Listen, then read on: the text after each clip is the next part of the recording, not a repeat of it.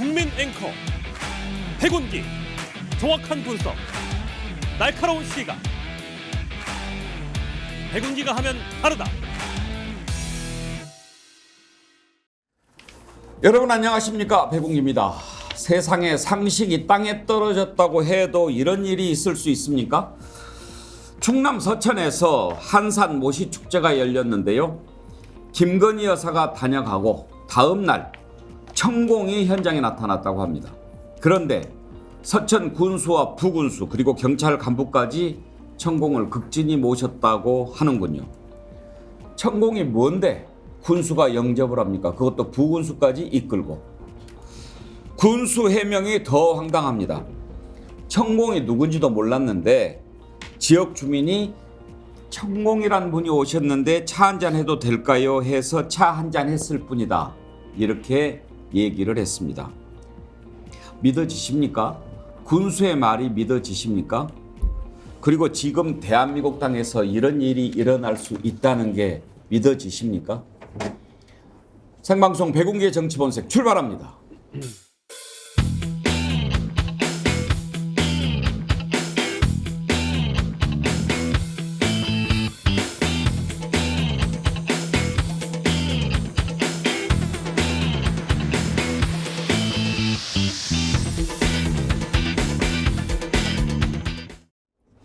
네, 수요일은 김장자매 철인 형제 나오시는 날이죠. 김철근 전 국민의힘 당대표 정무실장, 김유정 전 국회의원, 장윤미 변호사, 신은규 변호사 함께합니다. 어서 오십시오. 네, 안녕하세요. 예, 김장진보 철인 보수. 보수 맞아요? 보수 아닙니까? 참칭이라고 자꾸 그러던데. 그건 이제 그 얘기 한 사람한테 물어보시고. 오늘은 좀 얼굴이 좋으십니다. 예, 요즘 좀 운동을 좀 해갖고. 잘하셨습니다. 상식적인 세상 만들어 가려면 운동도 열심히 좀 해야 됩니다. 여러분들 오늘 댓글 많이 참여해 주십시오. 저희가 선정해서 두 분께 자연주의 화장품 글래무어에서 드리는 선크림, 아이크림 세트 보내드리겠습니다. 선정이 되시면 저희 스픽스에 이메일 남겨주시기 바랍니다. 닉네임, 성함, 주소, 전화번호 남겨주시면 됩니다. 그리고 여러분 구독, 공유 많이 해주십시오. 지금 37만 9천 명, 이제 38만 명 눈앞에 두고 있는데요. 100만 명 정어리 때 저희가 다 이렇게 합쳐지면 진실과 상식이 통하는 세상에 더 빨리 다가갈 수 있습니다. 상식이 통하는 세상 참 어렵네요. 오늘 우리 남자친구 상식이님 나오셨는가요? 이따가 댓글 한번 올려주십시오.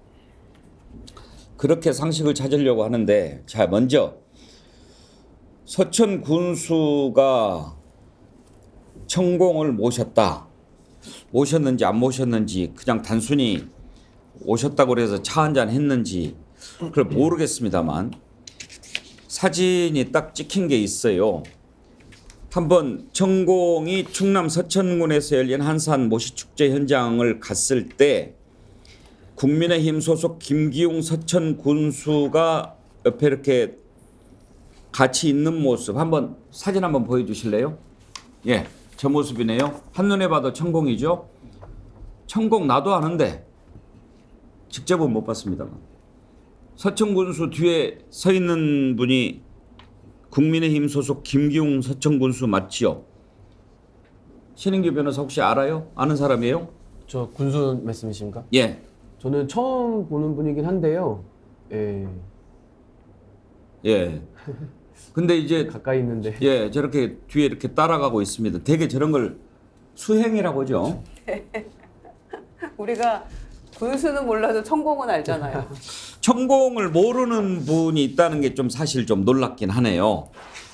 일단 저게 이제 논란이 되니까 나는 천공을 모른다. 누군지 모르는데 주민이 와서 천공이라는 분이 오셨는데 차 한잔 할 수 있을까요? 해서 했다. 이렇게 말을 했다고 그래요. 말입니까? 막걸리입니까? 말도 안 되는 얘기죠. 더군다나 그 전날 김건희 여사가 방문을 했다는 거 아니에요? 이게 조금만 들여다보면 좀 이상합니다, 이게. 대통령이 강원도 갔을 때 그 같은 날 또 강원도에 나타나고 이게 무슨 뭐 대통령 책사놀이 하는 것도 아니고 말입니다. 이건 어찌 보면 군수한테 뭐라고 해야 될 문제이기도 하지만 천공이라는 사람 자체에 대해서 예를 들면 대통령과 대통령 주변에서 어떻게 생각하는지가 사실상 확연히 드러난 꼴이거든요, 사실은. 만약에 대통령이나 대통령 주변에 있는 용산에서 천공을 아주 무시하고 말도 안 되는 사람이라고 이렇게 치부를 했다면 천공이 어디를 가든 공직자가 나서서 천공을 영접하고 같이 차 마시고 이렇게 할 일은 없을 거 아니에요?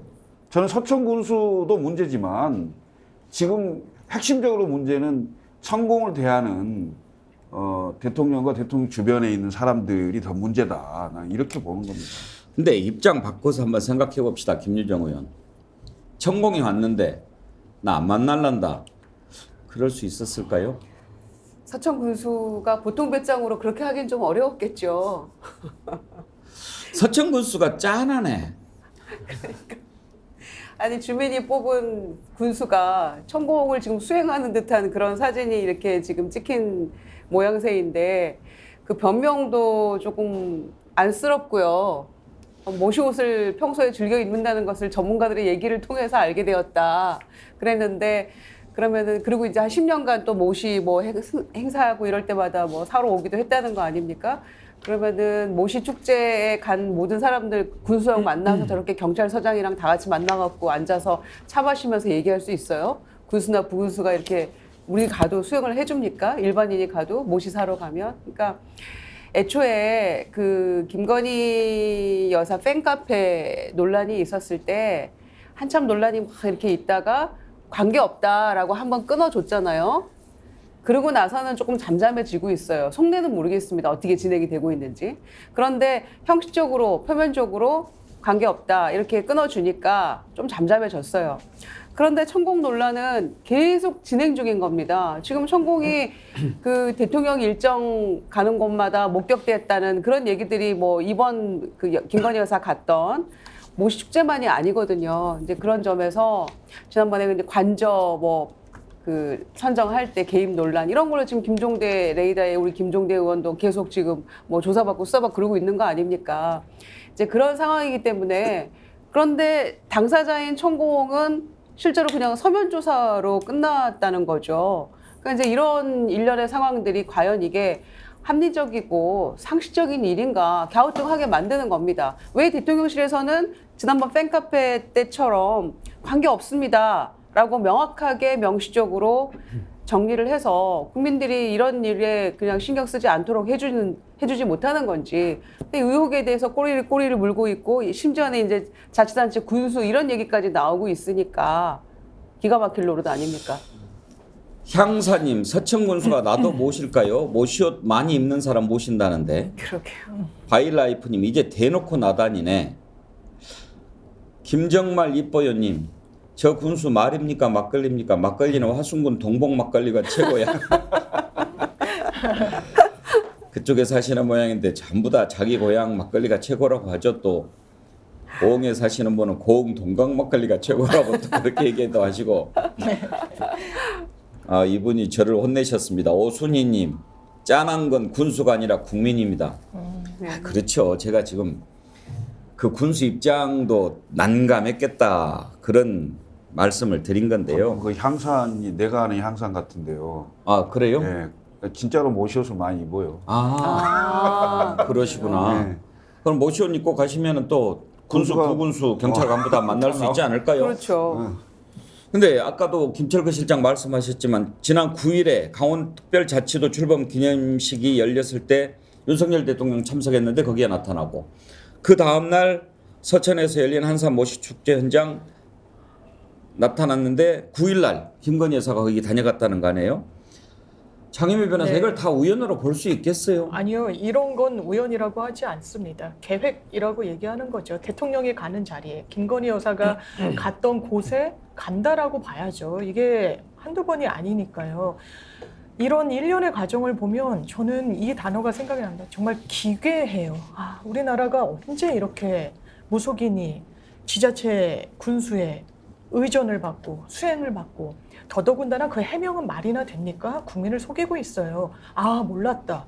뭐 모시옷을 입은 사람이라 뭐 같이 티타임 정도를 했다? 아, 이 군수는 천공이라는 사람이 정권의 실세인 걸 아는구나. 그래서 뭔가 우리 지역 행사에 왔을 때 선을 대고 싶어 했고 그것이 드러나니까 몰랐다라고 이야기를 하는구나. 이게 더 합리적인 추론 아니겠습니까? 실제로 이 군수가 그랬다는 거예요. 무슨 이 문화 시연 행사를 하는데 지금 천공이 왔습니다 라는 보고를 받고 아 그래? 라고 해서 간 다음에 같이 이 지역 주민들, 관광객분들 있는 자리를 빠져나가서 조용한 카페로 옮겨간 거죠. 부군수 경찰 간부와 함께요. 그러면 이 군수는 국민의힘 소속이잖아요. 뭔가를 감지하고 아는 거죠. 국민의힘 소속분들은 이 정권에서 영향력을 미치는 사람이 누군지를 아는 겁니다. 그러니까 본인 지역에 왔을 때 무시할 수가 없는 거예요. 이런 논란에도 불구하고 이런 걸 기괴하다라고 이야기할 수 있을 것 같습니다. 근데 장 변호사님, 네. 발 달린 사람이 뭐 어딘들 못 가겠습니까만은 왜 갔을까요? 아마 본인의 영향력을 좀 과시하려는 게 아닌가 싶습니다. 대통령이 미국에 갔을 때도 미국에 살고 계시는 분들이 천공을 목격했다 이런 사진을 인터넷상에 올리기도 했었어요.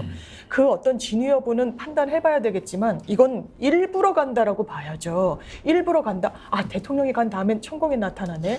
본인이 명시적으로 얘기할 수는 없겠죠. 내가 이 정권에 영향력을 미치고 있어. 이런 행보로, 걸음으로, 가는 장소로 이런 걸 아주 강력하게 이야기하고 싶어하는 것 같습니다. 신윤규 변호사 혹시요 예. 가짜 이강석 사건이라고 아세요? 잘 모르시죠? 네. 예.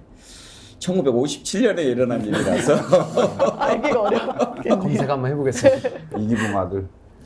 가짜 이강석 사건이라는 거 한번 검색 한번 해보십시오. 이제 나이 드신 분들은 다 아는 사건인데 1957년이면은 이승만 정권 때입니다. 이승만 정권 때 이승만 대통령이 이제 아들이 없잖아요. 그래서 그때 국회의장인가 부의장인가 했던 이기붕이 있어요. 나중에 부통령했죠. 거기 아들을 양자로 들여요. 그 이기붕 의장의 아들이 이강석인데 이제 원래는 좀 가기가 어려운 상황이었어요. 서로 효령대군, 양녕대군 파도 다르고 그렇게 따지면 막 아들이 아니고 손자가 막 돼버리고 그리고 그때 민법에 장남은 양자로 드릴 수 없다 이런 규정도 있었기 때문에 원래는 갈 수가 없는 건데 이기붕이 바친 거예요. 그래서 이제 그때 이승만 대통령의 아들이 돼버린 거니까 그 위세가 얼마나 하늘을 찔렀겠어요. 그러다 보니 이강석을 사칭한 사람이 경상북도 경주에 나타나서 제가 그 사건을 잠깐 읽어드릴게요.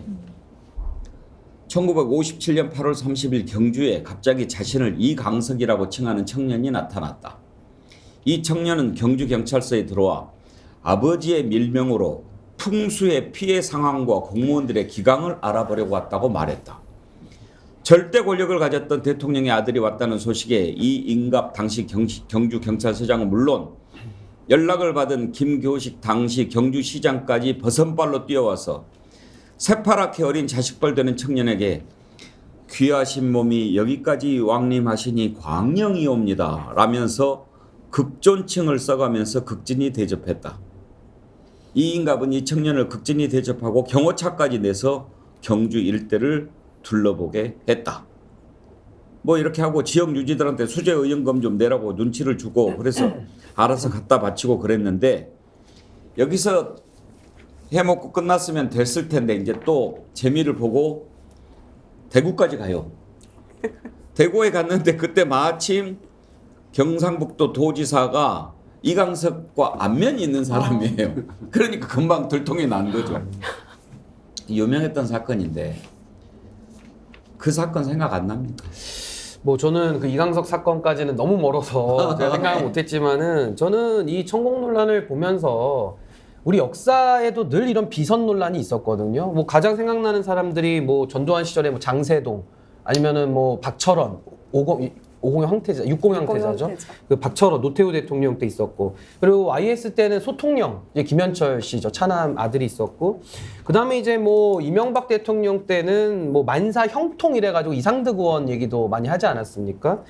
그리고 이제 박근혜 대통령 때 이제 비선이 하도 이제 심각하다 보니까 탄핵으로 연결이 된 도화선이 됐는데, 당시에도 이제 그 박관천 씨의 그 문건에 보면은 권력 서열 순위가 나오잖아요. 1위가 최순실, 2위가 정윤회, 3위가 박근혜, 이렇게 얘기를 했거든요. 근데 그때 당시에는 국민들께서 이게 뭔 소리야 이렇게 생각을 했다가 나중에 지나고 나니까 이제 다 이해가 되는 이런 상황인데, 전 이제 천공에 대해서 지금 많은 얘기가 그 윤 대통령 취임 초기부터 나오고 있지 않습니까?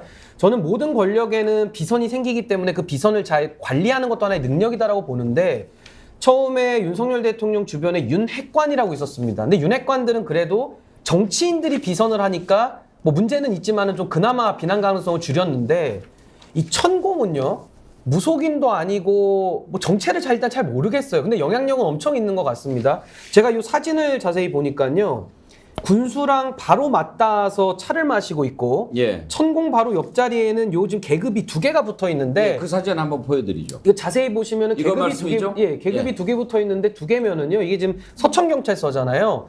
순경이 2개인데 순경은 아닐 겁니다. 제가 볼 때 군수가 바로 앞에 앉아 있는데요. 그러면은 무궁화겠죠. 최소한 경감입니다. 예. 경감. 그리고 그 이상은 아니죠. 왜냐면은 서천경찰서장이 이제 총경 이하기 예. 때문에 그 위는 아니니까, 그럼 딱 보면 경감이거든요. 근데 경감이면은 경찰에서 상당히 중간 간부고, 서천경찰서로 치면은 고위 간부입니다. 근데 고위 간부 경찰이 바로 옆자리에 앉아가지고 저렇게 하는데, 뭐 서천 군수님은 몰랐다고 하지만 저는 저 경감님은 천공인지 알았을 것 같거든요. 그러니까 전 국민이 아는 거를 모른다고 하니까 더 뭐가 찔리는 것 같기도 하고, 참 이런 식으로 천공이라는 사람이 회자되는 것 자체가 이 정부에 있어서 상당한 저는 위험 요인이다, 시한폭탄 같은 거다, 이렇게 봅니다. 사진 잠깐만 다시 한번 보여주세요. 저 경찰 간부 뒤에 선글라스 쓰고 서 있는 사람은 뭐예요? 이게 뭐 요원들 전공 같은 사람들이겠죠. 이제 경찰 사복 경찰일 수도 있고, 뭐 이제 그런 관계자들일 텐데, 근데 저는 좀 앉은 자리를 보시면 사복경찰 자세 아니에요. 저거 천공 경호원 같이 보여.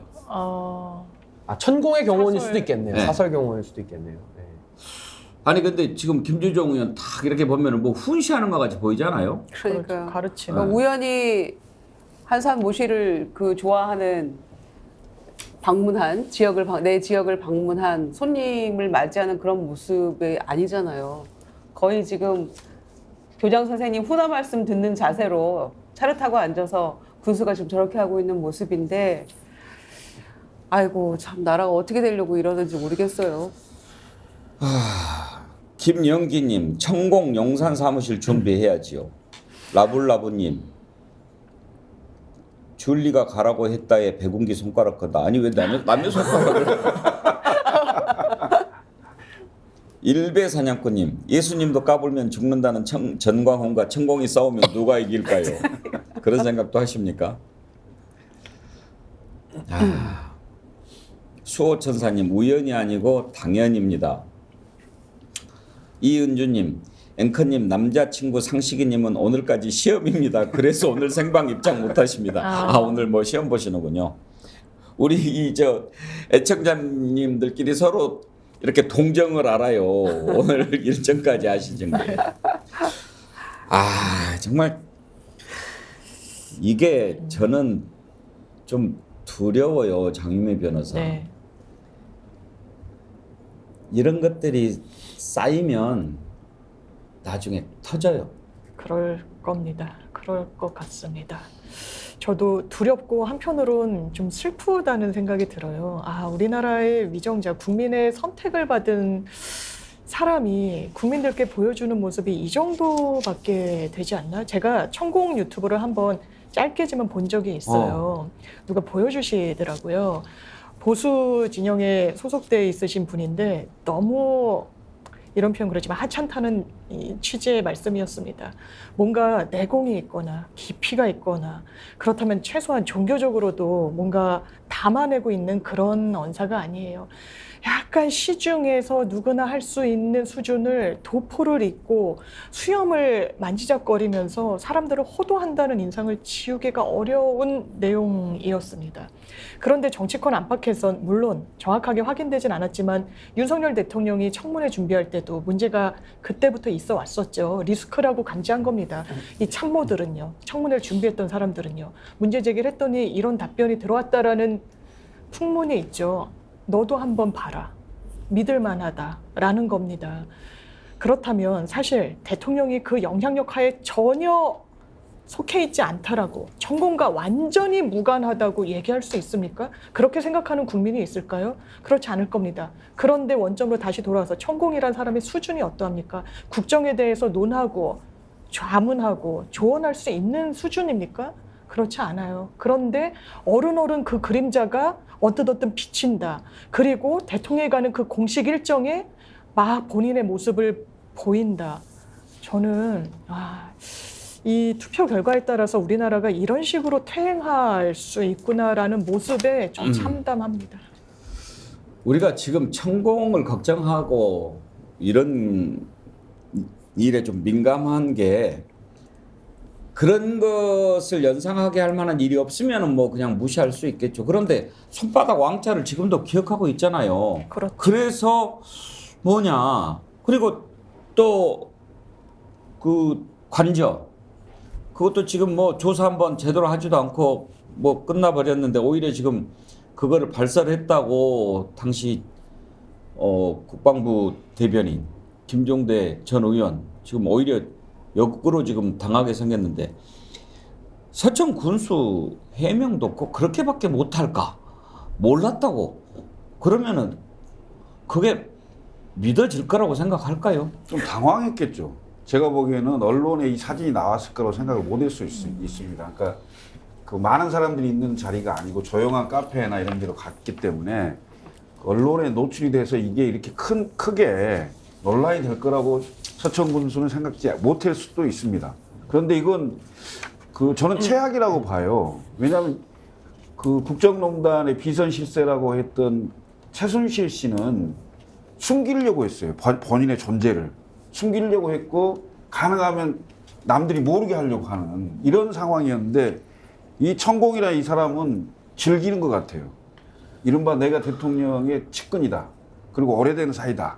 그리고 내가 뭔가를 할 수 있다. 이걸 대중들한테 은연중에 알리는 굳이 이렇게 밖에 나와서 또 모양이 특이하잖아요. 수염 쫙 기르고 누구나 보면 저 사람은 천공이다. 이걸 다 알 수 있는 사람인데 더군다나 앵커께서도 말씀하셨듯이 왕자 논란서부터 여러 그 얘기들이 많아요. 사실은 총장 시절에도 천공의 존재를 알았다고 해요.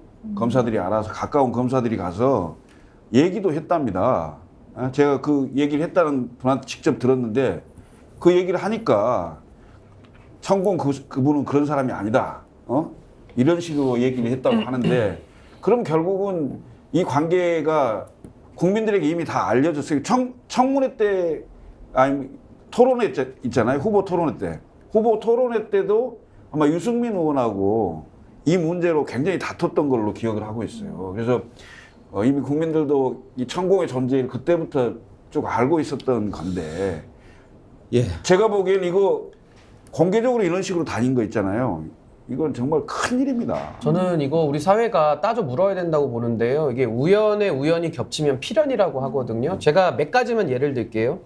일단은 고시 공부를 오래 하잖아요. 구수했잖아요, 대통령께서. 그럼 구수 정도 하면요. 저도 이제 고시 공부 오래 했던 형님들 많이 아는데 보통 점집을 많이 갑니다. 그럼 왜 그러냐면 미래가 너무 불확실하고 불안하기 때문에 그 점 보는 거 누가 뭐라고 할 수 있겠습니까? 뭐 본인이 선택대로 하는 것인데 그래서 저는 그런 가능성에 대해서 일단 먼저 전제를 깔고 김건희 여사 녹취록 있지 않습니까? 거기 보면 김건희 여사 스스로 본인이 영적인 사람이다 이런 거에 관심 많다라고 얘기를 한 게 우리 국민들이 다 들었어요. 그리고 또 하나는 윤석열 대통령 후보 시절에 여기다 왕자 새긴 게 나왔죠. 이것도 국민들이 다 봤습니다. 네 번째, 지금 천공이라는 사람이 나와가지고 저렇게 지금 돌아다니고 있는 증거까지 있고 마지막으로 대통령실이 이 정도 되면요.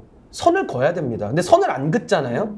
그 얘기는 반대로 말하면 부정도 못하는 겁니다. 그렇다면 인정도 안 했지만 부정도 못한다는 뜻은 연관성이 의심이 강하게 되는 거거든요. 그래서 저는 언론에서 지금 이 부분을 안 묻고 안 따져 묻는데요. 전 지금부터라도 국민들이 이런 사진까지 나왔고 군수가 대동하지 않았습니까? 전 따져 물어야 된다. 그 대답을 받아내야 된다. 저는 이렇게 봅니다. 부정을 못하는 정도를 넘어서 제어 컨트롤도 못하는지도 몰라요. 국제적으로 걱정하고 있습니다. 지금 박신나님, 여기는 캐나다입니다. 여기 시간 저녁 10시가 넘었는데 아직까지 안 자고 있는 할머니입니다. 감사합니다. 어제도 양동열님, 캐나다에서도 잘 듣고 있네요. 좋은 방송 고맙습니다. 제가 댓글 소개 못 해드렸는데 미국에서 보시는 분들 많으신데 캐나다에서 또 이렇게 많이 천공이 글로벌 아젠다가 글로벌 이 비주얼을 우리가 모르기가 어렵지 않은 사람이잖아요. 걱정입니다. 천공을 모르면 참 그것도 대단히 쉽지 않은 일이죠. 지금. 자, 오늘 상식이 주제가 됐습니다. 이렇게 돌아다니는 게 상식인가? 그걸 또 그렇게 모시는 게 상식인가?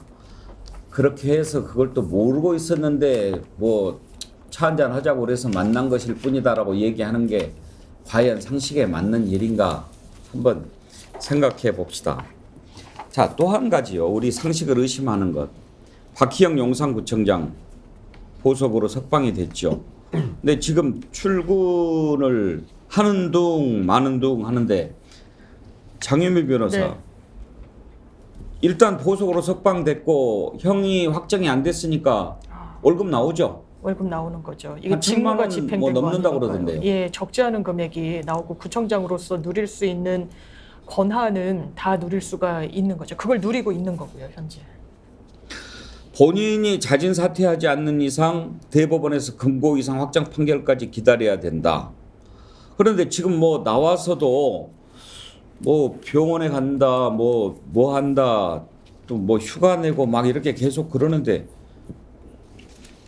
나올 때 이유가 뭐 공황장애인가 그거였습니까? 네, 본인이 보석을 신청할 때는요. 저희가 임의적 보석과 필요적 보석이라고 해서 요건이 되면은 법원이 기계적으로 풀어줘야 되는 요건이 있습니다. 예. 거기에 뭐 여러 이야기를 쓰기 마련인데 그 중에 한 사유로 본인이 사실상 이게 정신질환이 있다라고 이야기한 거죠. 그 공황장애가 있고 도저히 구금 이 수형 생활을 견딜 수가 없으니까 좀 내보내달라라는 것이었습니다. 물론 이제 그 구속 재판 같은 경우에는 6개월 안에 끝내야 되는데 끝내지 못할 때는 이제 풀어줄 수밖에 없다 보니까 법원이 조건을 달아서 풀어주기는 했는데 본인이 상당히 이율배반적인 주장을 하고 있는 거죠. 내가 도저히 수용 생활을 감당하지 못할 정도로 정신적인 문제가 심각하니 저 좀 빼주세요라고 이야기를 하고 딱 복귀를 해서는 업무를 보겠다라고 이야기하고요. 유족분들이 원하는지 안 원하는지 거기에 대한 세심한 배려도 없이 나 유족 만나겠다라고 이야기하고 있고요. 그렇다면 이 지금 풀려난 게 과연 법적으로 정당하다고 평가하시거나 생각하시는 국민들이 뭐 얼마나 계시겠습니까? 근데 신인규 변호사 네. 이제 뭐 이태원 유가족도 만나겠다 뭐 그렇게 얘기를 하고 그러는데 출근도 지금 슬그머니 정문으로 안 하고 어디로 막 다니고 그러는가 봐요. 그러니까 출근해서 업무에 복귀했는데 어디서 근무하는지를 파악을 못 한대요. 저는 박희영 구청장 전 자격이 없고 이미 다 자격을 상실해버렸다 이렇게 보고요. 지금 박희영 청장이 자리를 지킴으로써 이태원 유가족들의 분노, 그것도 분노지만은 또 용산구청에 있는 공직자들 한번 생각해 보십시오. 업무가 되겠습니까? 그러니까 저는 지금 박희영 총장의 이런 그 오만하고 이기적인 태도를 통해서 지금 대한민국은 계속 끊임없는 수렁으로 좀 빠져가고 있다. 전 이렇게 보거든요. 제가 과거에 우리가 뭐 대형 참사가 없었던 게 아니기 때문에 뭐 일례를 설명드리면 이주영 해수부 장관 있지 않습니까? 본인이 취임한 지 얼마 되지도 않았는데 세월호 사건이 터져버렸어요. 근데 이분이 그것도 내 탓이면서 공직자의 모범을 보였다 생각하는데 팽목항에 가서 유족들 다 다독이고 끝까지 수습하면서 진정성 있게 하고 이분이 자리를 비우셨거든요. 그러면 이태원 참사와 비교하면 이주영 장관은 뭡니까? 근데 지금 저는 공직자들이 너무 뻔뻔해진다고 생각하는 게 이제 정치적 책임은 없나 봐요, 대한민국에서.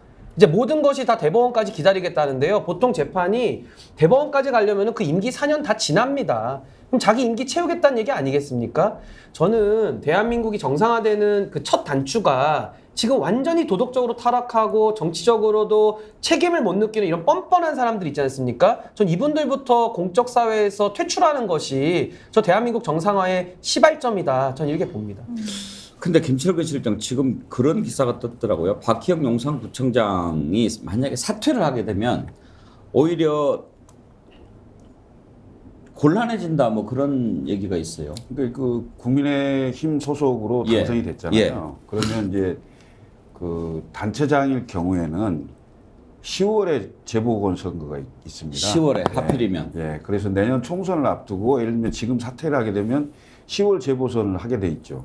지금 하나가 확정된 게 강서구청장은 확정이 돼 있고 용산구청장이 만에 하나 정치적 책임을 지고 사퇴를 하게 되면 내년 총선을 앞두고 이태원 그 상황이 전부 총선의 핵심 쟁점으로 나오겠죠.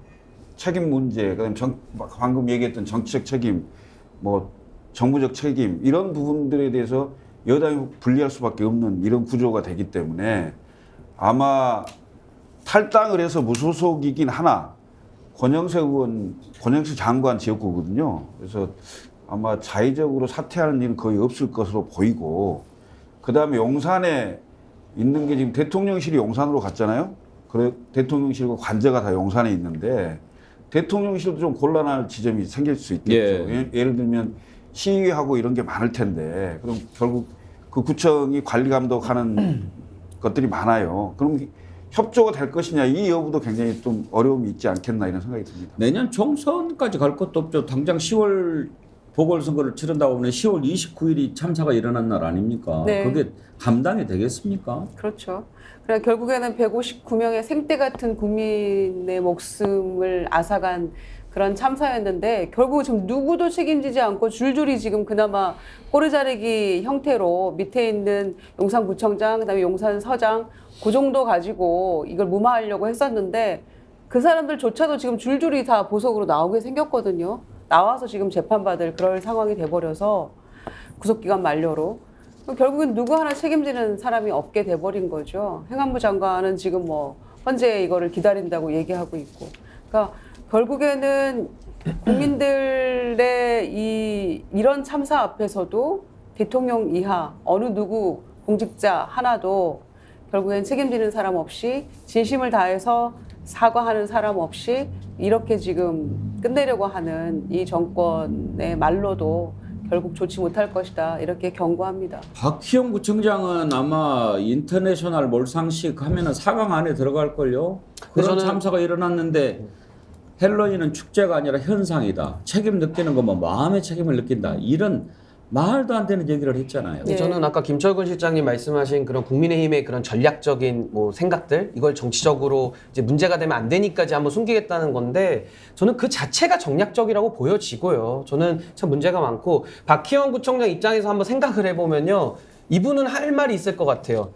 아니, 윗물이 맑아야 아랫물이 맑죠. 그리고 위에서 더 큰 권한을 가진 사람들이 더 큰 책임을 안 지는데 아니, 나는 요만한 권한이 있는데 내가 왜 책임져야 돼? 내가 왜 이거 독박 써야 돼? 라고 할 말이 있는 거거든요. 그래서 저는 윗물이 맑지 않기 때문에 지금 아랫물이 다 고여서 썩어간다고 보는 것이고 제가 국민의힘에 소속돼 있습니다만 국민의힘에 대해서 한 말씀 꼭 드리고 싶은데요.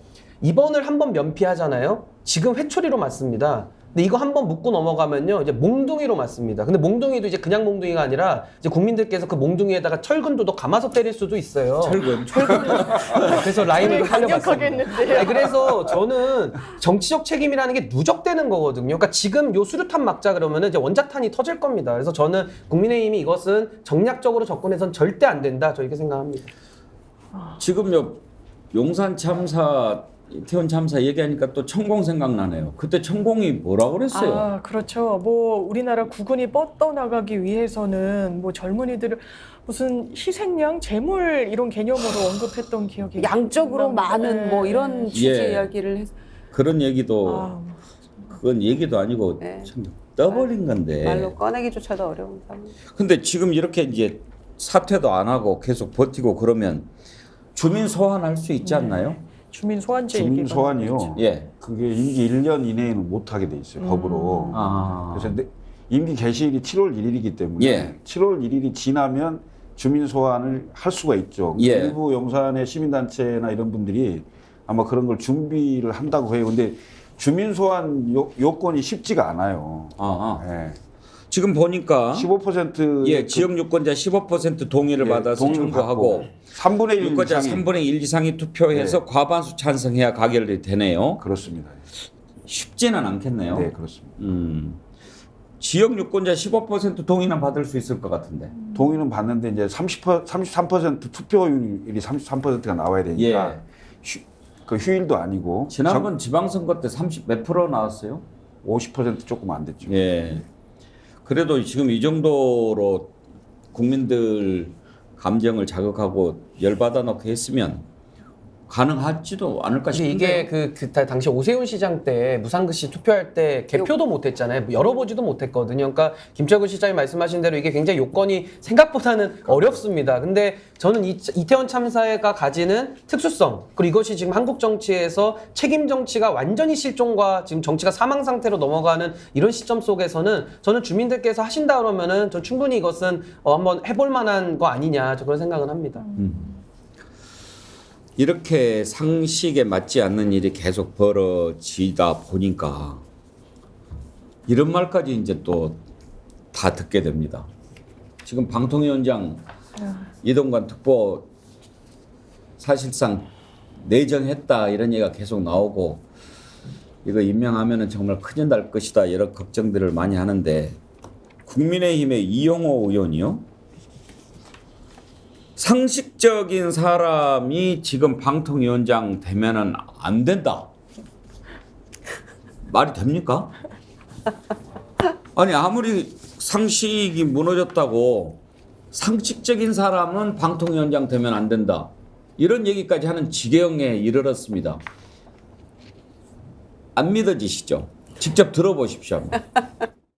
지금 합리적인 인사가 방통위에 가서 한다고 해도 지금 상당히 기존에 계속 그 한편으로 편향적으로 왔던 것을 금방 잡을 수가 있을까? 더구나 야당이 지금 엄청 다수 야당이 있는 상태에서 법적으로 이게 가능한가?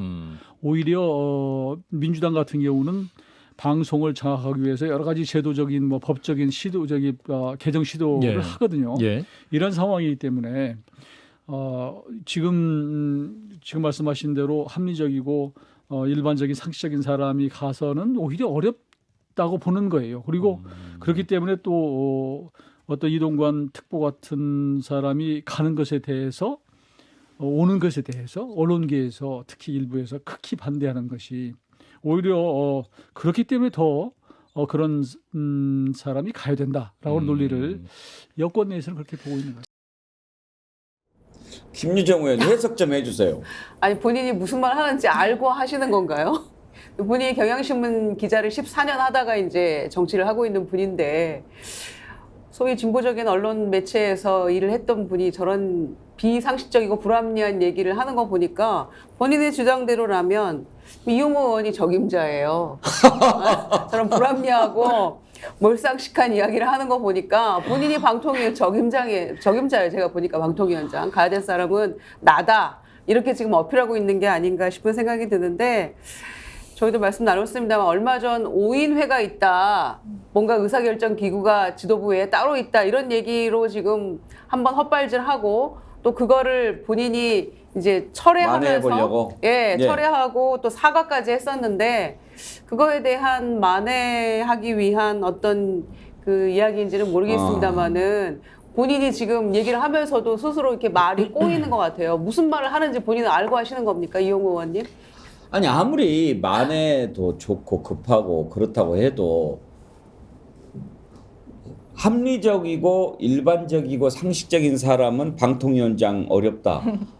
어떻게 이런 얘기를 할 수가 있는 거예요? 저는 이용호 의원 당연히 저거는 궤변이고 말도 안 되는 얘기지만 좀 서글픕니다. 그리고 국민들이 저 얘기를 보면서 많이 비웃을 거예요. 오늘 많이 정치가 슬프시네. 희화화될 것 같은데요. 저는 사실 요 멘트를 들으면서 말도 안 되니까 논평할 가치도 없는데 아마 이동관 내정자가요. 아마 저를 찾아야 될 수도 있을 것 같습니다. 이거 명예훼손으로 이용호 의원 고소해야 돼요. 그러니까 본인을 비상식적이고 비합리적이라고 폄하를 했고 네. 이거 공개적으로 명예훼손한 거거든요. 사실이든 아니든 둘 다 처벌받으니까요. 이동관 이거는 내정자가 가만 계시면 안 될 것 같고 저 얘기를 들으면서 저건 양심의 타락 아니냐. 그러니까 이용호 의원이 국민의당에 계시다가 이제 저희 당에도 왔죠. 그래서 이렇게 여러 가지 이분이 국민의힘에 더 기반이 없기 때문에 더 그거를 잡기 위해서 이 수뇌부들한테 지금 더 어필한다 그럴까요? 그래서 이런 식의 자신의 양심까지 버려가면서 저런 이야기를 한다는 게 저는 너무 좀 서글픈한 생각이 들고 마지막으로 그러면 이제 이용호 의원 제가 얘기를 그대로 받아서 한번 얘기해 보겠습니다. 앞으로 대한민국에서 정직한 사람은 대통령하기 어렵다. 정직하면 대통령하면 안 되는 거예요. 저 얘기로 하자면은. 그리고 공부 잘하는 사람은 서울대 들어갈 수 없다. 뭐 말이 이상하지 않습니까? 공부를 잘하면 명문학교 가고 정직한 사람이 대통령을 해야 되는 것인데 이걸 지금 다 거꾸로 비틀어 버리지 않습니까? 저는 정말 이제 우리 한국 정치가 이제 정말 끝까지 오는 거 아니냐, 어디까지 갈지 정말 이제 궁금합니다. 이제. 저는 이용호 의원을 아주 잘하는 사람 중에 하나고요. 예. 그 이용호 의원이 국민의힘에 그 입당을 할 때 그 과정에서 상당히 저도 역할을 했고. 곤란하시면 비판 안 하셔도 돼요. 뭐 꼭 그런 건 아닌데 제가 보기에는 요즘 좀 컨디션이 난조인 것 같아요. 방송에 나가서 5인의 얘기도 하고 그 5인의 얘기를 했을 때 제가 통화를 한번 했어요. 아니 그 언론에 이런 게 회자되던데 그랬더니 아니 내년 총선 앞두고 할 얘기는 좀 해야 되는 거 아닌가? 이렇게 얘기를 하더라고요. 그래서 좀 결기가 있으시구나 생각을 했는데 바로 다음 날 발언을 취소하고 사과하고 막 이러시더라고요. 그래서 야 이게 그 고위 당직자들의 압박도 있었지만 결국 용산의 압박도 상당히 있었을 거 아니겠나 이런 생각을 했어요. 근데 이제 그 오늘 이 얘기는 이동관 그 지금 특보죠. 예. 특보를 전 국민한테 이분은 비합리적이고 일반적이지 않으며 비상식적인 사람이다라고 낙인을 찍은 것 같아요. 이게 오히려 이게 도움이 되는 건지 본인의 의도는 지금 언론 환경이 여러 가지 힘드니까 자기 딴에 도와주려고 하는 이동관 얘기죠. 같은 사람을 보내야 된다라고 말하고 싶어서 한 것 같은데 예. 결과적으로는 별로 도움이 안 되는. 뭐가 결과적으로 도움이 별로 안 되겠어요. 완전히 망가뜨리는 이거 거죠. 보기에는 말은 보내야 된다고 하면서 결국 못 가게 사람을, 만드는 일이 예. 된 게 아닌가 이런 아니 생각이 역으로 듭니다. 생각을 해보면 총선 앞두고 할 말은 해야 되겠다라는 그런 결기를 가졌고 그래서 5인의 얘기를 했다면 이제 5인회로 한번 무너졌잖아요. 그래서 다시 한번 힘을 내서 이런 얘기를 통해서 이런 사람 안 된다라는 거를 제대로 어필한 게 아닌가 그런 생각도 드네요. 그 결기라면. 이 특보 같은 사람이 오는 것에 대해 언론계에서 반대하기 때문에 오히려 더 그런 사람이 가야 한다고 여권 내에서는 보고 있다. 장유미 변호사, 네. 저 기자 되려면 국어 시험 같은 거 봐야 되는 거 아니에요? 제가 그 5인회 할 때 그 발언이 나왔던 현장에 앉아 있었어요. 그때 제가 이제 땜빵으로 CBS 라디오를 가서 5인회 얘기를 하니까 당연히 눈이 번뜩 띄어가지고 막 MC도 그 앵커도 이게 용산을 얘기하는 겁니까? 뭐 어쩐다 했는데 정말 그때는 결기 있게 이야기하셨어요. 이게 당내 민주주의 소통이 제대로 안 된다는 취지로 굉장히 결기 있게 얘기하고 제가 받은 인상은 당내 쓴소리를 할 수 있는 굉장히 좀 합리적인 분이시구나. 그리고 제가 받은 인상은 아직까지는 유효합니다. 저는 이분이 진실을 얘기했다라고 생각해요. 어떤 진실? 방송을 장악하겠다는 그 의도를 숨기지 않는다는 그 진실인 겁니다. 이동관이 가야 지금 이렇게 평가하더라고요. KBS, MBC 다 민주노총이야. 그 민주노총 방송이야. 저희가요, 저도 기자할 때 노조가입 뭐 엄청 고민하고 하지 않습니다. 다 선배들이 하고 하니까. 근데 방송국은 다 민주노총 산하에 있어요. 근데 너 민주노총 방송하고 있어 라고 단죄하고 보고서에도 무슨 아나운서를 지칭할 때도 민주노총 아나운서라고 돼 있어서 저는 그 언론 분별 그 국민의힘에서 만든 문건을 보고 그 아나운서 분이 민주노총에서 무슨 활동을 한 줄 알았어요. 그렇지 않더라고요. 그래서 방송 장악을 전혀 숨기지 않는다. 그 의도를 그게 하나가 굉장히 무섭고 이 후폭풍이 어디까지 미칠 것인지. 그리고 또 하나는 내로남불의 극치를 보여주는구나. 이중잣대. 왜냐하면 민주당에서 추천한 방심위원이 있습니다. 방송통신위원. 이거는 민주당 추천 몫이 있고 국민의힘 추천 몫이 있어서 그래요. 최민희 전 의원을 추천을 했습니다. 민주당에서요. 그러니까 2달 동안 임명을 안 했어요. 대통령실에서도 비토를 계속 놨습니다. 이유는 편향적이라는 거였어요. 그런데 오히려 방송통신위원장, 수장 자리에는 편향이 있고 합리성을 결여한 사람을 보내야 된다는 게 이게 거의 막말 수준에 가까운 인식 아니겠습니까? 저는 아마 이동관 사실상 내정자죠. 임명 강행할 거라고 봅니다. 이렇게 버티는 걸 보니까 그런 확신이 들어요. 그랬을 때 이 방송 생태계를 얼마나 무너뜨릴지 정말 걱정됩니다. DJAO님, 어매님이시죠. 오늘 우리 정치본색 직관하러 오셨는데 이동관이 비상식적이라는 걸 스스로 인정하는군요. 그렇죠. 그렇게 돼버린 셈이죠. 엉겅퀴님, 상식 잡기를 포기하세요, 앵커님. 아, 정말 서글픈 얘기입니다. 상식이 포기해야 될까요? 아, 상식을 찾아야죠. 포기하면 안 되죠. 아, 그럼요. 국민들을 예. 위해서라도 앞장서서 언론이 해야 되지만 언론이 제대로 못한다면 스픽스의 백운기의 정치 범색이라도 앞장서서 해야죠. 감사합니다. 근데 왜 이렇게 이동관 특보를 굳이 논란이 여러 가지가 있는데도 불구하고 임명을 강행하려고 하는 것 같습니까? 그 특보가 과거에 2명 있을 때 김한길 이제 특보하고 이동관 특보가 계셨는데 아마 일주일에 한 번 정도는 이런저런 보고를 받은 걸로 알고 있는데요. 그러니까 그때 이른바 당내 이준석 사태가 났을 때 김한길 당시 특보는 이준석 전 대표를 좀 안고 같이 가야 된다는 취지의 그 논리를 펴는 거고, 이동관 특보는 그 반대의 논리, 정리하고 가야 된다라는 논리를 편 것 같은데, 과거에 그 MB 때를 한번 봐보세요. MB 때 보면 사실 친박계의 공천 때 국민도 속고 나도 속았다 이런 얘기를 했잖아요. 완전 예. 배제의 정치에 그 단련된 분들이거든요. 그러면 그 부분들을 봤을 때 이 지금 현재의 언론 환경에 이동관 같은 사람을 넣어야 어찌됐건 본인들의 입맛에 맞는 그 언론 환경을 만들 수 있지 않겠냐 이런 생각을 좀 하는 것 같아요. 왜냐하면 물불을 안 가리고 저돌적으로 뭔가를 해내야 할 수 있는 거라고 보는 거기 때문에 그래서 이용 의원도 비합리적이고 비상식적인 사람인 이동관이 가야 언론 환경을 바꿀 수 있다고 주장하는 거죠. 네. 근데 이동관 특보가 비합리적이고 비상식적이다 뭐 이런 식으로 이제 이야기를 한 셈이 됐습니다만 이렇게 논란이 많고 여러 가지로 문제가 되고 그러면은 스스로 물러나는 것이 일단은 마땅하다 싶고 그런데도 불구하고 막 이렇게 밀어붙인다고 한다면 그 밀어붙이려고 하는 사람이 이거는 합리적이 아니고 상식적이지 않은 것 아닌가 그런 생각 우리가 당연히 해볼 수 있는 것 아닙니까? 지금 자녀 학폭 문제만 해도 이거는 웬만한 정상적인 멘탈을 가진 사람은 아이고 청문회에서 내가 그렇게까지 하면서 뭐 무슨 영광을 보겠다고 이렇게 하고 물러나는 것이 일반적이잖아요.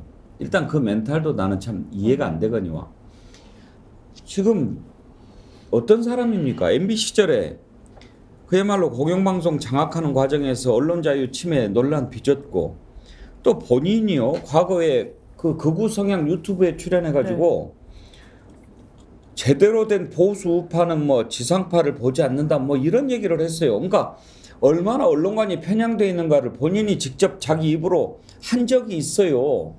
그런 사람을 언론 환경 준비하고 방송통신 정책을 펴는 최고 책임자로 앉히려고 한다는 것 자체가 이게 상식적이냐 이거예요. 이동관 특보가 본인이 직접 했던 얘기를 한번 들어보십시오. 그 보수를 떠받쳤던 몇 개의 그 축이 있습니다. 그게 뭐냐? 자, 어쨌든 밉든 굽든 보수 언론, 그죠? 그렇죠. 제일 큰 그 다음이 바로 재계, 전경련을 중심으로. 그렇죠. 예. 진보 정권이 와도 무슨 뭐 재계를 함부로 건드릴 수가 없었고 예. 건드린들 그 사람들이 꿋꿋한 저거 역할을 했단 말이에요. 예. 전경련, 경총. 그렇죠. 전경련이 또 그다음에 특히나 사실은 공무원 조직. 그렇죠. 군인, 예. 경찰. 그런데 지금 어떻게 됐습니까? 다 무너졌죠. 다 무너졌죠. 예. 쉽게 얘기하면 지금 보수를 지탱하는 틀들이 물론 이제 이 말 들으면 또 보수 언론에서 우리 열심히 하는데 왜 그래 이렇게 섭섭하게 살지 모르지만 과거보다는 이 컨트롤이 더 심해지고 또 종편 그 제허가를 무기로 해서 이렇게 압박을 가하니까 예. 솔직히 눈치 보는 거 사실이거든요. 눈치 보죠. 그러니까 지상파는 건 말할 것도 없고 지금 예. 뭐 그건 저 보수파에 제대로 된 분들은 아예 저 지상파 방송 안 보니까 신의 한 수 보지. 어? 장희매 변호사, 네. 방통위원장이라고 하는 자리가 뭐 보수 이렇게 막 모아주고 뭐 그렇게 하는 자리입니까?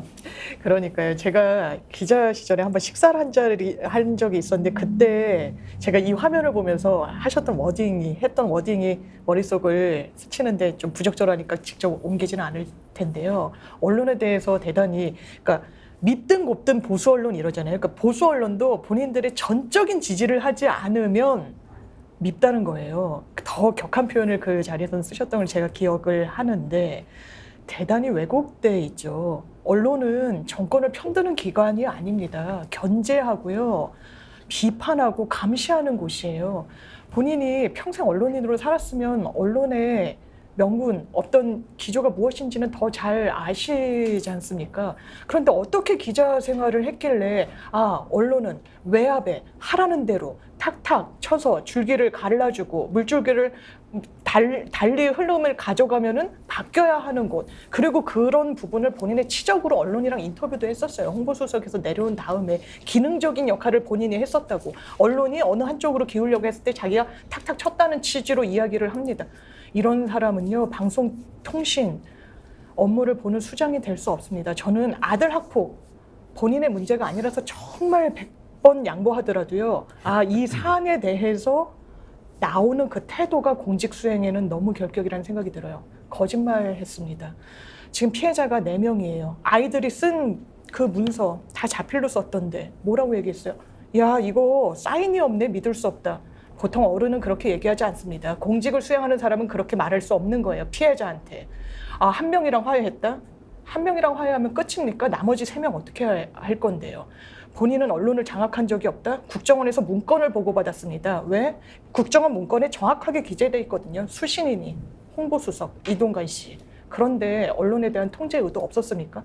나 통제해야 되니까 비상식적이고 비합리적이어도 난 그 자리에 가야 된다라는 그 의지, 그리고 윤석열 대통령이 이 부분을 용인하는 그 태도, 국민들이 심판할 겁니다.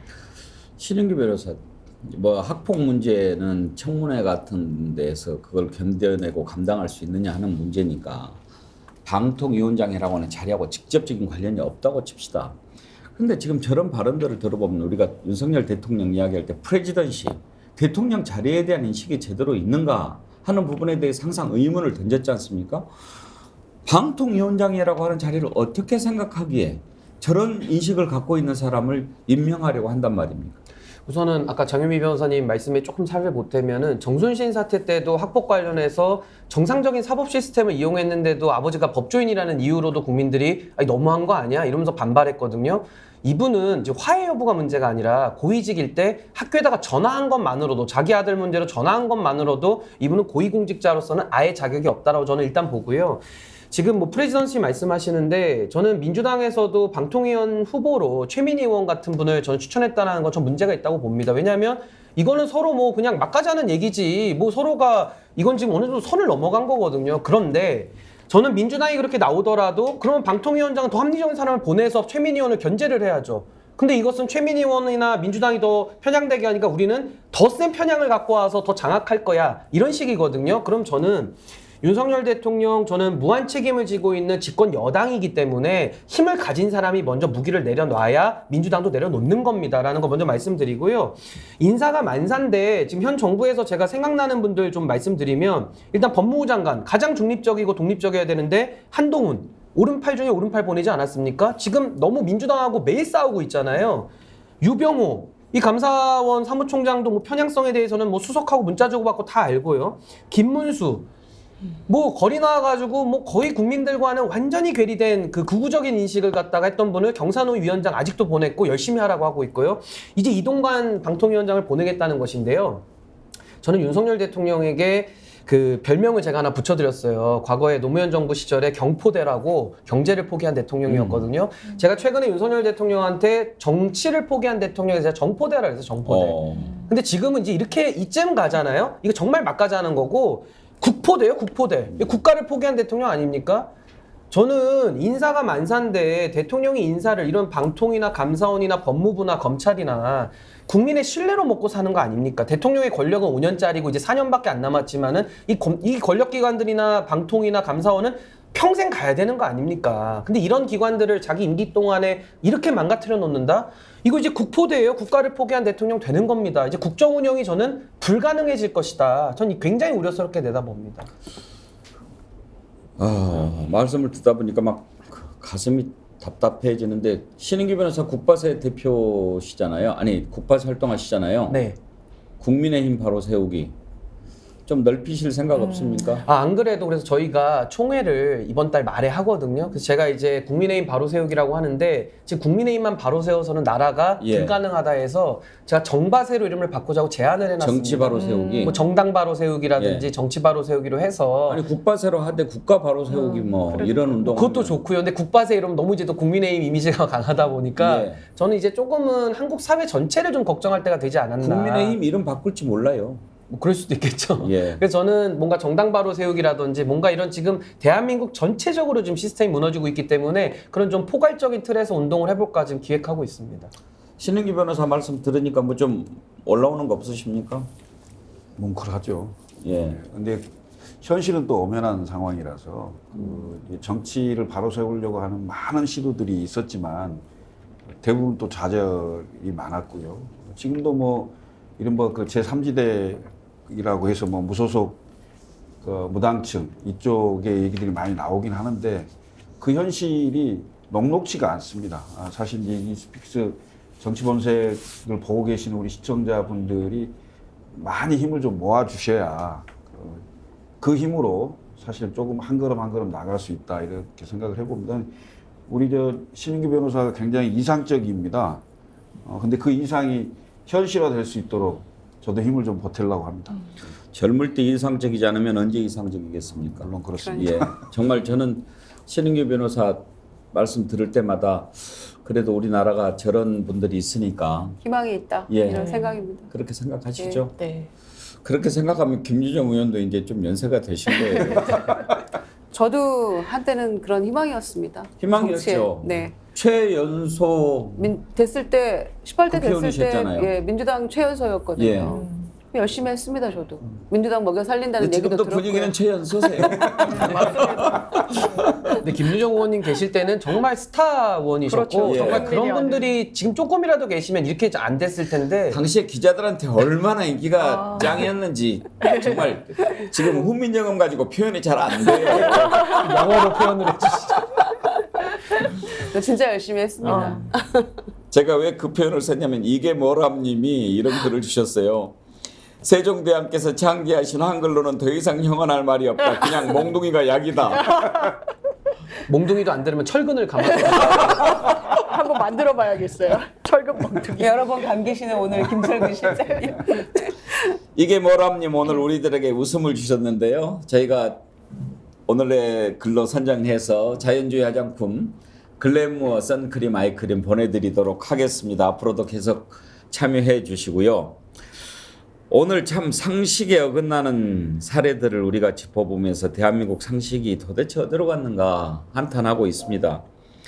서청 군수가 천공 의전한 거 그렇게 못된 짓을 해놓고도 사과 한마디 제대로 하지 않고 보석해서 나와서 업무 보겠다고 하는 용산구청장 이동관 이용호 의원 넘버 5 어떻게 보면 맨 마지막에 1위 발표하죠. 한덕수 국무총리 국회에서 기준에 맞춰서 후쿠시마 오염수 방류하면 오염수를 마시겠다 이렇게 얘기를 했다고 그래요.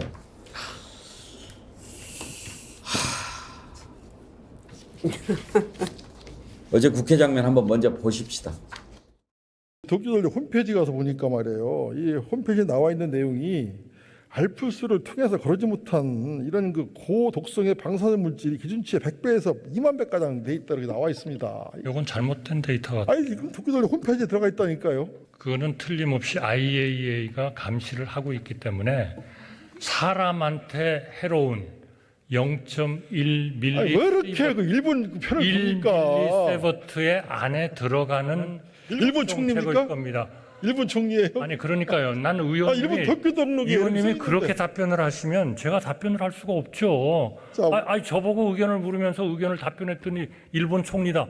아니 그런 그 질문이 어디 있습니까? 의원님들이 아무리 그러셔도 저는 아무렇지도 않아요. 그런데 그거는 질문하는 예의가 아닌 것 같습니다. 질문하는 예의 이런 거를 떠나서 기준에 맞춰서 방류한다면 오염수를 마시겠다. 한덕수 총리가 그렇게 발언을 했다면서요? 네. 한덕수 총리가 오염수를 마신다는데 그게 무슨 의미가 있겠습니까? 방류를 한다는데요. 그리고 그렇게 물어보니까 답변을 했는데 그걸 가지고 저한테 뭐 일본 총리 같다 이렇게 얘기하는 게 잘못됐다고 지금 애려 화를 내고 있잖아요. 의원이 질문을 하면 제대로 된 답변을 해야죠. 대한민국 총리가. 제대로 된 답변을 못하고 있기 때문에 의원이 또 한 번 지적을 하는 거죠. 지금 이 후쿠시마 오염수 방류 관련해서는요.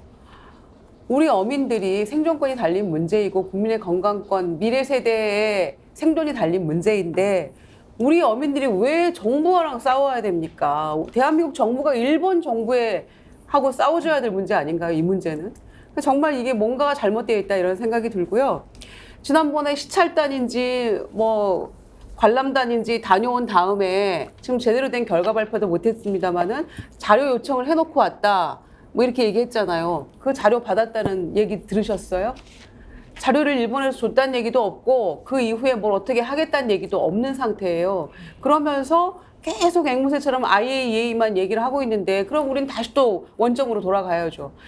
IAEA가 향후 미칠 인류에 미칠 어떤 영향이랄지 생태계 환경에 미칠 영향이랄지 이런 거에 대해서 조사하는 기관입니까? 그거 아니라는 거죠. 그러니까 우리가 이렇게 우려하고 있는 거고 아직 방류 전인데도 일본 앞바다에서 세슘 180배 기준치를 웃도는 그런 우럭이 발견이 된 거 아닙니까? 그러니까 우려를 하는 건데 지금 그물 쳐놨다는 거잖아요. 못 빠져나가게. 그러니까 이런 코미디 같은 일을 하고 있는 상황에서 총리가 오히려 더 분노하면서 정부가 제대로 하겠습니다. 이렇게 지금 결기를 보여줘도 시원찮을 마당에 저런 시답지 않은 답변을 해가면서 의원들에게 그렇게 질문하면 나 얘기 못한다. 외려 적반하장격으로 화를 내고 있는 이 모습 보면서 우리가 화 안 날 수 있겠습니까? 그리고 총리 경험했던 사람이기 때문에 제대로 더 잘할 것이다. 정치 처부인 대통령의 어떤 보완제 역할을 할 것이다. 이렇게 했는데 총리가 한술 더 뜨고 있어요. 핫라떼님이요. 지금 마트의 소금 품귀 현상 심각합니다. 내 좀 살자님 천일염 20kg고 10,000원이 올랐어요. 10,000원 더 올랐다고 그러던데요. 요즘 천일염 사재기도 하고 아주 구하기가 힘들다 그런 얘기도 많이 나오던데 근데 장유미 변호사, 네. 난 참 궁금한 게요. 일본 총리나 일본 장관 또 일본의 어떤 높은 사람들이 내가 후쿠시마 오염수 마시겠다고 하는 사람들은 별로 없는 것 같은데 저 못 왜 봤어요. 우리나라 사람들이 이렇게 열심히 마시겠다고 해주는 더 거예요? 오버하는 거죠. 저는 저런 질문에 대한 답변은요. 일본 총리라면 할 수 있을 것 같아요. 한국 총리는 절대로 할 수도 없다라고 생각합니다. 안전을 점검하겠다고 이야기해야죠. 짚어주신 대로요. 일본 해역에서 기준치의 무려 180배에 노출되어 있는 우럭이 잡혔습니다. 수산물 한국인 밥상에 안 올라올 거라고 해서 국민 불안이 불식될까요? 그리고 IAEA 계속 하시는데요. 일본에서 이야기하는 그 도쿄 전력이 오염수 아니다. 처리수고 굉장히 안전하다라고 하면서 이 물을 퍼가지고 실험한 결과물이 있습니다. 일본 의회에서 뭘 지적했는 줄 아세요? 세슘은 기본적으로 무겁습니다. 바다 밑에 가라앉는 거죠. 이걸 제대로 섞어서 이 샘플링을 제대로 했는지 물었더니 도쿄전력이 그러지 못했다고 해요. 가라앉은 세슘 없는 윗물을 떠서 수치를 냈거든요. 기본적으로 과학의 영역입니다. 과학의 영역이기 때문에 괴담이라고 치부할 게 아니라요. 과학계에서도 이론이 계속 노출되고 있잖아요. 확인되지 않고 있잖아요. 그렇다면 대한민국 정부는 우리나라 국민들의 불안을 불식시켜줘야 되는 게 역할 아닙니까? 그게 숙제 아니에요? 오히려 물을 먹겠다니요. 본인이 마셔가지고 그게 무슨 해결이나 되겠습니까? 물론 질문이 물을 마시겠냐는 거긴 했지만 거기에 대해서 아주 즉각적인 답변을 하는 건 총리의 태도가 아니라는 생각이 들고요. 왜 이렇게 일본을 엄호해 줍니까? 대한민국 국민의 건강권은 머리에 안중에도 없나요? 일본과의 관계만 머릿속에 있습니까? 그래서 얻어왔던 이득은 있습니까? 최소한 이렇게 크게 양보했을 거면 반대급부라도 관철시켰어야죠. 뭘 얻어왔습니까? 윤석열 정부. 왜 양보만 하는 겁니까? 본인이 일본에 대한 좋은 기억이 있기 때문이에요. 그런 게 아니라면 설명이 안 되지 않습니까? 저는 이 정부의 국민을 대하는 태도에 문제가 있다고 생각합니다. 국민을 도대체 어떻게 보길래 내가 그 마실 수 있습니다. 이렇게만 이야기하면 국민들이 안심하고 마실 수 있을 거라고 이렇게 생각하는가. 우리 국민들 수준을 무시하는 거 아닙니까? 국민들에게 적어도 이 정도 수준이면 오염수 방류해도 문제가 없습니다라고 납득이 되게끔 설명을 하면 왜 국민들이 못 받아들이겠습니까? 그런데 그런 설명을 제대로 수치나 자료를 통해서 제시하지 못하고 마시겠습니다. 마시라고. 근데 그렇게 한다고 우리 국민들이 따라서 마시냐고요. 근데 지금 보세요. 당장 이제 소금 문제는 보통 문제가 아닐 것 같아요. 백송이님, 28,000원짜리가 6만 원으로 올랐어요. 정말 화가 나서 미쳐버릴 것 같아요. 대체로 그런가 봐요. 청주 길량맘님, 3만 원에 사놨는데 지금은 8만 원. 눈팅님, 제가 어제 살 때 6만 5천 원에 샀어요. 기차로님, 이렇게 해서 소금 10만 원대 가면 올겨울 김장 못 담근다 이거예요. 그러니까. 그러지 않겠어요? 당장 주부들이 체감하실 거예요. 요즘에 이제 오이지 많이 담그는 계절이에요. 그래서 이제 한 접시 마트 가면 팔고 이런데 시장 가도 있고. 그런데 소금 필요하잖아요. 당장 소금가 오른 거를 몸으로 느끼고 있어요, 주부들이. 그래서 모든 문제가 도미노처럼 연동되어 있는데 우리 정부만 너무 한가하다 이런 생각이고요. 적어도 대통령이 그 대통령실 이전한다고 할 때 대통령이 기억나시죠? PPT 직접 이렇게 설명하면서 여긴 이렇고 여긴 이렇고 이래서 이렇게 옮긴다.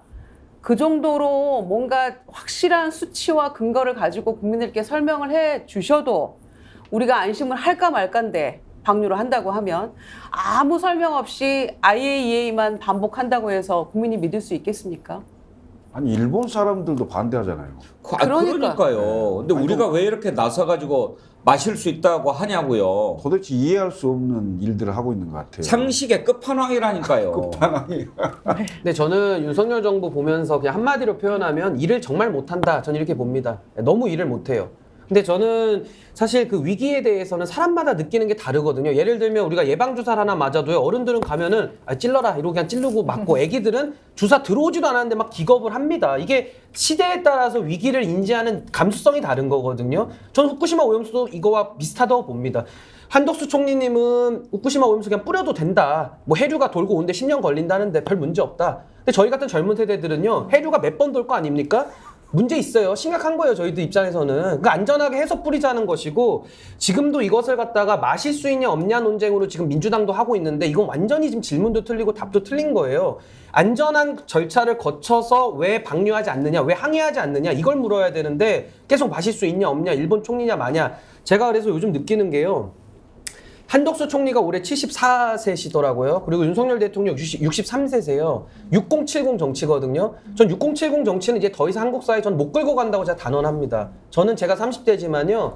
30대와 40대가 이제 주류를 견인해야 될 때가 됐다라고 저는 보고 저런 식으로 국정 운영하고 일 못할 거면 일 그만하시라는 겁니다. 그러니까 차에서 내려라가 아니라 차에는 타시되 운전대는 잡지 마시라는 거예요. 이렇게 가가지고는요. 지금 인구 위기가요. 아마 우리 백앵커님 시험 보실 때는 뭐 수능 같은 거 보실 때 학력고사 아마 120만 보셨을 건데요. 저 때는 66만이 봤고요. 지금은 20만이 본다는 겁니다. 죄송한 말씀인데 우리 때는 예비고사. 학력고사도 아니 어쨌든 확실한 건 100만이 넘었을 겁니다. 그건 확실한데 지금 20만이라는 거예요. 제가 60만 세대거든요. 저 수능 봤던 기억이 엊그제 같은데 벌써 10년 만에 지금 20만 떨어졌는데요. 이거 이제 앞으로 5년만 지나잖아요. 이제 10만 명이고 이제 인구가 없어질 겁니다.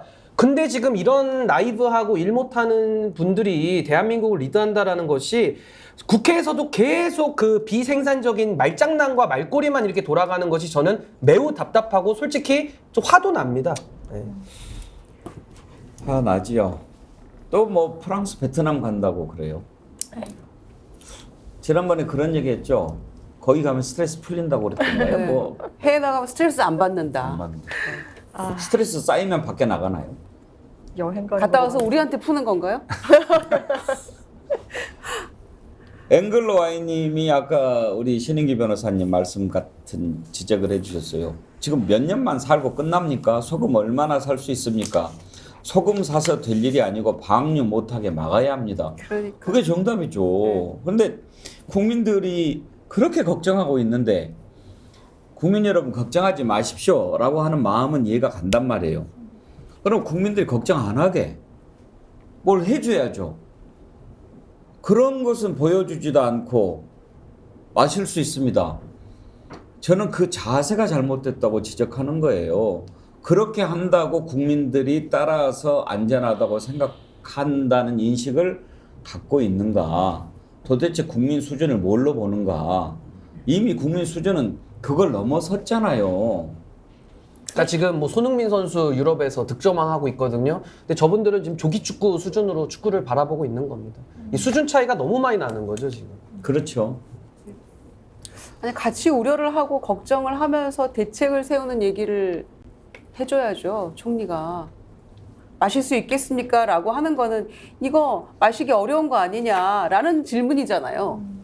반대로 물어보는 거잖아요. 그러면 이러이러한 상황이니까 안심하십시오라고 정말 확실한 뭔가 해결책이나 대책을 내놓든지 아니면 같이 우려하고 있는데 일본에 이렇게 좀 더 촉구를 하겠습니다라고 답변을 하든지 이도 아니고 저도 아니고 금을 마시겠다고 하면 끝나는 겁니까?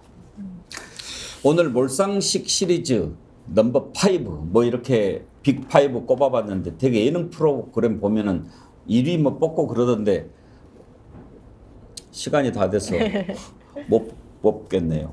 우열을 가리기가 어렵습니다만 저는 이용호 의원 발언을 1위로 꼽고 싶은 생각이 좀 있습니다. 언론인 출신이었습니다. 제가 정리하면요. 5명은 다 평가할 그게 없고요. 1위가 윤석열 대통령 아니겠습니까? 다 임명을 하셨기 때문에 책임을 지시는 게 맞다. 공동 1위 줍시다. 예. 자, 여러분 오늘도 참 상식이 무너지는 현장 한탄하면서 생각을 해봤는데요. 상식을 회복해야죠. 상식을 회복하기 위해서는 먼저 진실을 알아야 됩니다. 진실에 가까이 다가가고 상식을 회복하기 위한 백운계 정치본색 함께 하시면서 그런 세상 만들어 가보십시다. 오늘 함께 해주신 김철근 실장, 김유정 의원, 장윤모 변호사, 신은기 변호사 다음 주 수요일 기다리겠습니다. 네. 예, 감사합니다. 감사합니다.